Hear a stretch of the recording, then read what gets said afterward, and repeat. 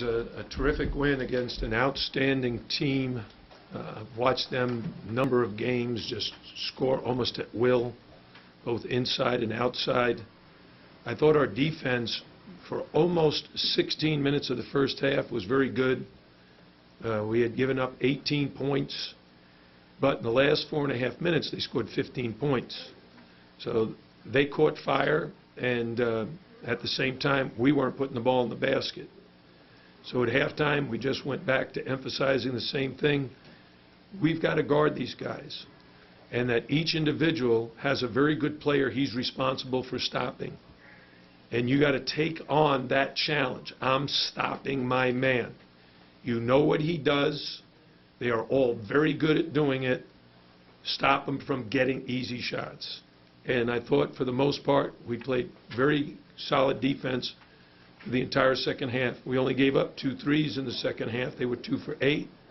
Our defense was much better overall, and our offense to start the second half was much better because we shared the ball. In the first half, I thought we were trying to score off the dribble, and it was a little too much. You know, sometimes that works against a team that you can beat to the basket and get a layup, but tonight they switched and made it hard for us to get by them. So we needed to share the ball a little bit better, and we did that in the second half. Jim, people will talk about the bench, but how critical was the first 2.5 minutes of the second half, just coming out and responding? Do I need to face you when I answer? Can I take As you can tell, it's an unusual night here. I hope not. I hope this is norm. What was the question? How critical the first 2.5 minutes of the second Yeah, half were? when the second half begins, there are really critical times of the game. The first 5 minutes of the first half, the last 5 minutes of the first half, the first 5 minutes of the second half, and of course the most critical, the last 5 minutes of a close game are hugely important. And getting not only good baskets, but taking the lead that early in the second half, I thought really gave our players a boost of confidence. It made me feel really good. Coach, in the first half, you had 2 points in the paint. Second half, completely different story, 16.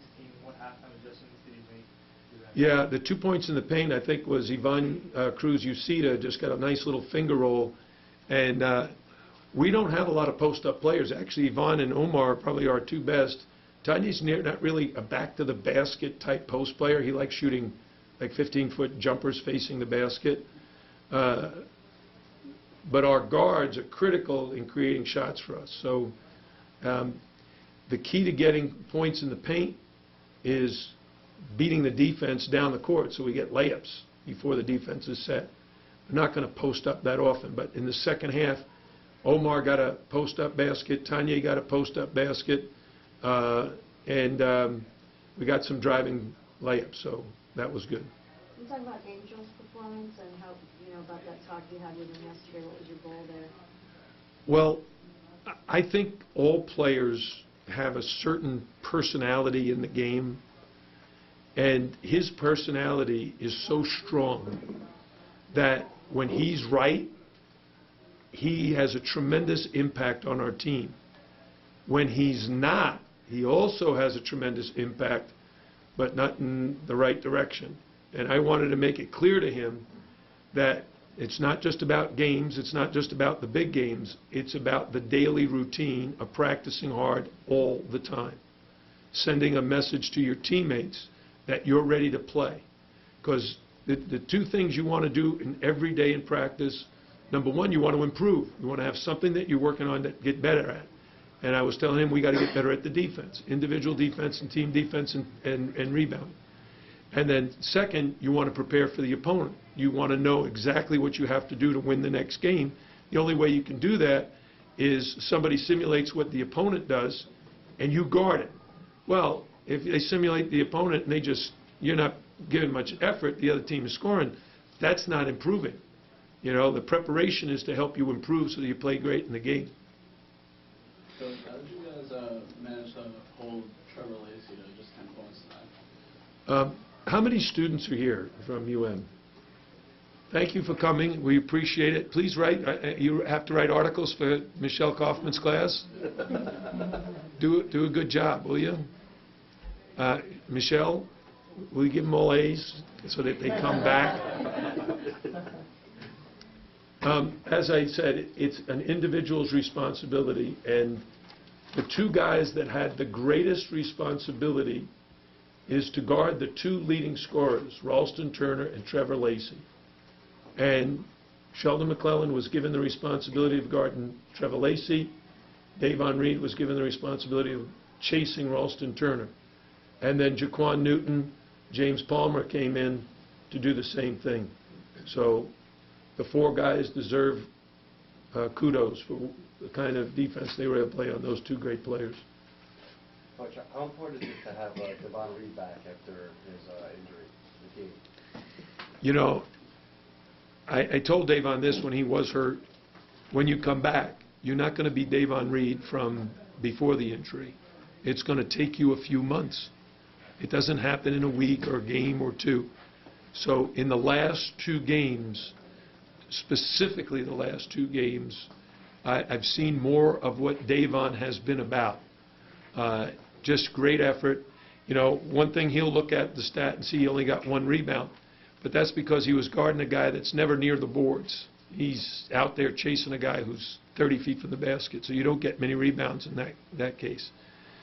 But his effort defensively is a major key for us in progressing towards becoming a much better defensive squad.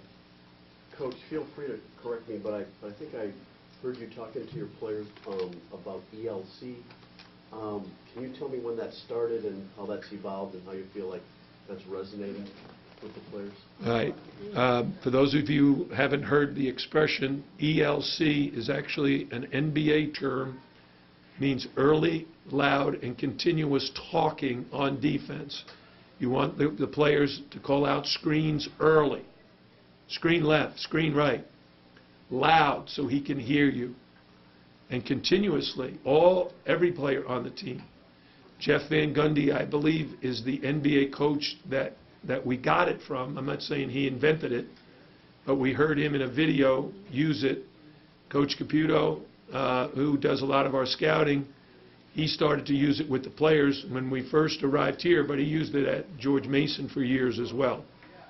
And it continues to be part of our vernacular. And has it been resonating? Do you feel like the communication is improving? Well, we have two guys that are great at it every day, Tanya and Davon. We have a few guys who do it inconsistently well. We need them to do it consistently well. So the other guys, especially when you're younger, you don't tend to think that that's that big a deal, especially if you have a quiet personality. Shane Larkin was that quiet. But he liked when other guys called out those screens so he didn't get slammed. Can you talk about Abu's performance? He was great. No, he was just great. He was an All-American in high school, top recruit, and he played like it tonight. Yeah, I was going to say, you only had 2 double-figure games coming into this in the first 12 points. That I assume was a surprise. Well, a guy like that is very capable.